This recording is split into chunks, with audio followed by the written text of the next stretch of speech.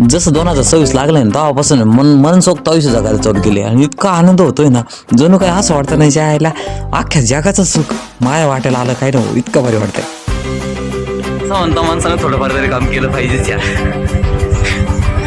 So मग थोडंफार काम करता म्हणून दळण टाकून येतो. हॅलो गाईज, तर वेलकम पुन्हा तर आजच्या ब्लॉगमध्ये. तर मंडळी आज आलोय शेतात आणि काय नाही जस्ट फेरफटका मारायचा आहे आपल्याला.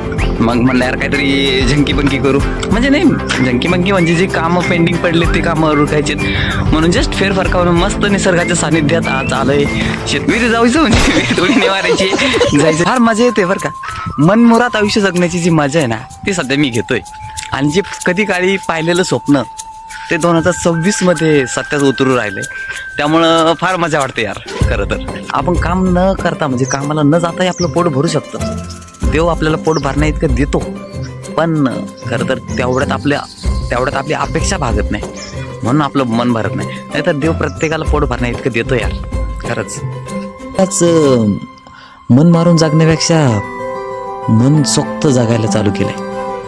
त्यामुळं नको ती पुन्हा, नको ती मुंबई, सूर्य मावळतीला येतोय आणि मी इकडे चाय बसून पितोय. हा खूप म्हणजे खूप मोठा आनंद आहे यार. आणि हे माझ्यासाठी हेच सर्वात मोठं सुख आहे यार.